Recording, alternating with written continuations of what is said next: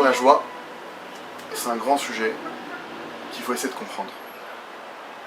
Alors, en introduction, je vous attache à la série de cours qu'on va être amené à faire avec la du ciel. Déjà la première chose qu'il faut savoir, c'est que quand on parle de joie, c'est pas quelque chose d'acquis. Ça n'existe pas maintenant quelqu'un qui va te dire moi, naturellement, je suis joyeux. C'est une erreur de se laisser porter par ça. De se dire bon aujourd'hui tu vois je suis bien, demain je suis pas bien. Les personnes qui sont vraiment dans la joie, c'est des personnes qui en réalité elles ont fait un travail sur elles-mêmes. Parce que la joie c'est le résultat d'un travail sur soi. C'est pas quelque chose d'immatériel, c'est pas quelque chose qui s'invente. Maintenant la joie, qu'est-ce qu'elle apporte? Première des choses, qu'est-ce que la joie ça apporte concrètement dans la vie? Parce que la joie c'est un niveau extrêmement élevé. Rabbi Nachman de Breslev Zatzal disait que il y a une mitzvah gedola liad besimcha. Il y a une très grande mitzvah qui est d'être dans la joie. Ça veut dire quoi? Qu'est-ce qu'il est en train de dire? C'est-à-dire que toutes les mitzvahs elles sont bien, elles sont importantes, elles sont grandes, elles sont bien. Shabbat, c'est une mitzvah incroyable. Les tzitzit, les tfilin. Mais le fait qu'ils te disent mitzvah gedola liad besimcha, que le fait d'être dans la joie, ça c'est une grande mitzvah, c'est que c'est une mitzvah qui a une grandeur que les autres n'ont pas. Parce que déjà dans le fond, le fait d'être dans la joie, ça montre une chose claire et nette. On va prendre un exemple. Si maintenant un père, il demande à son fils, il dit va me passer le balai. Ouais. Le premier il y va, son fils il y va, et il traîne la patte, il dit pourquoi c'est toujours moi qu'on demande de passer le balai, c'est toujours à moi qu'on demande de faire ces tâches-là. Le père quand il voit son fils comme ça traîner de la patte, et le fils non il va passer le balai, mais comment est-ce que le père il va voir le sol qu'il a balayé? Il va le voir noir, il dit purée mon fils je lui demande de passer le balai, il a grogné toute la route, il m'a angoissé ma vie. Imaginez un autre cas, il y a un père il demande à son fils, papa, lui dit, mon fils, va me passer le balai, et le fils il est tout, ah oui papa avec plaisir, il est où le balai, il prend le balai, il court, il se casse la jambe en courant.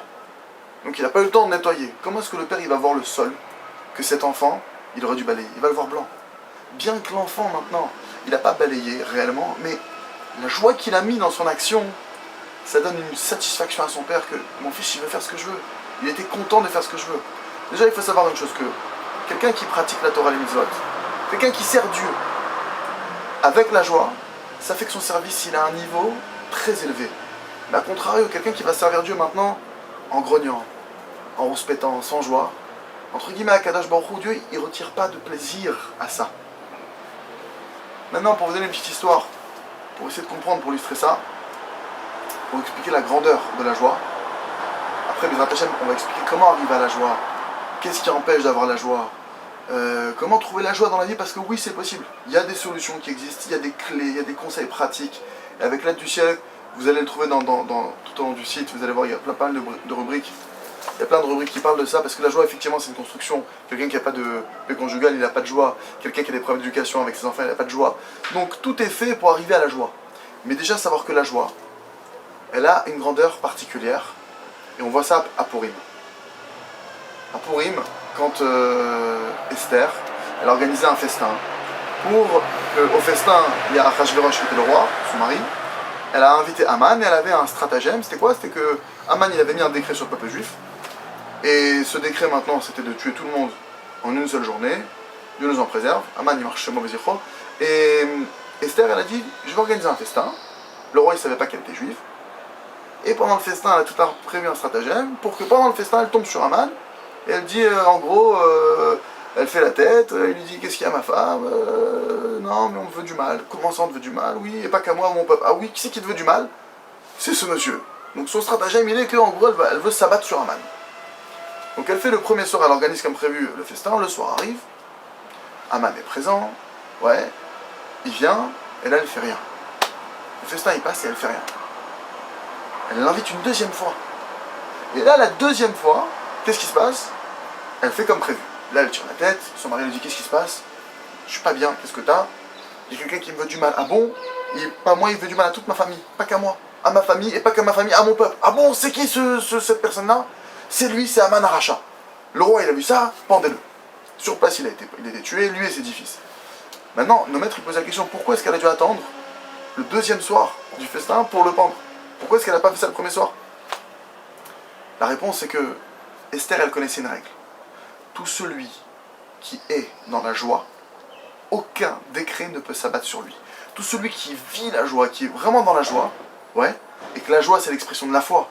Quelqu'un qui a vraiment la foi en Dieu, alors oui, il peut avoir la joie. Quelqu'un qui n'a pas la foi, il ne peut pas avoir une vraie joie. On parle d'une vraie joie. En tout cas, Aman, lui, effectivement, il avait une vraie joie. On va voir quelle joie. Mais Esther, elle connaît le principe que celui qui a une joie, qui est dans la joie, on ne peut pas le toucher. Et le problème, c'est que Aman, le premier soir, quand elle a vu arriver, il était grave dans la joie. C'est quoi la joie qu'il avait? Aman, c'est quelqu'un qui était extrêmement riche. Aman, c'est quelqu'un qui avait des centaines d'enfants, avec Aïnara, avec mauvais œil, le maître nous dit. Aman, c'est quelqu'un qui a du pouvoir. Il a la bague du roi, c'est lui qui fait les décrets royaux. Les décrets royaux, pardon. D'accord? Donc il a la bague du roi, c'est-à-dire que concrètement le roi c'est un pantin qu'on a mis sur un trône, mais lui c'est lui qui officie réellement sur le royaume. Plus que ça, Aman il a eu un kavod que personne n'a reçu. Il a reçu des honneurs comme jamais. Quand il sortait dans la rue, qu'est-ce qui se passait? Les gens, ils se prosternaient devant lui. Dès qu'il passait dans la rue, les gens ils disaient Aman, il se prosternaient devant lui. Donc lui, imaginez, on parle d'un type, il est riche comme il n'y a pas. Il a une famille, Dieu bénisse, énorme. Il a des honneurs, il a de l'argent, il a le pouvoir, il a tout ce qu'un homme il peut désirer. Et en plus de ça, il reçoit une invitation royale de la reine-mère dans une soirée privée. J'ai dit c'est bon, je suis vraiment au top du top. Donc quand il est arrivé le premier soir, rien à faire, il était trop joyeux. Esther elle a dit quoi? Elle a dit bon, là ça sert à rien, je peux pas l'atteindre. Parce que quelqu'un qui est dans la joie, même un rachat, même quelqu'un qui est mauvais, même quelqu'un qui est méchant, s'il est dans la joie, aucun décret ne peut s'abattre sur lui. Donc qu'est-ce qu'elle a dit? Esther, elle a dit bon, je vais attendre demain. On va refaire demain un festin. Et peut-être que demain il va se prendre une angoisse. Il va avoir une angoisse, il va arriver des événements qui vont le contrarier. Il va appeler dans la joie. À ce moment-là, je pourrais le toucher. Effectivement, le lendemain, qu'est-ce qui s'est passé? En pleine nuit, le roi il n'arrivait pas à dormir. Aman il s'est retrouvé dans son royaume. Bref, il s'est retrouvé à tirer le lendemain son ennemi public, Mordechai. Ouais. A tiré son ennemi public dans toute la ville. Mordechai il était sur un cheval royal avec les habits du roi. Aman il tirait le cheval dans toute la ville sous ordre du roi. Et il disait voici comment le roi il remercie et il gratifie ceux qui lui ont rendu service.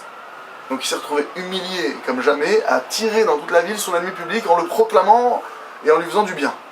Plus que ça, donc il est comme ça humilié, il passe devant chez lui. Il y a une de ses filles qui voit cette scène. Maintenant qu'est-ce qu'elle a compris sa fille? Elle a cru que c'était Aman qui était sur le cheval et que c'était Mordechai qui était en train de tirer le cheval.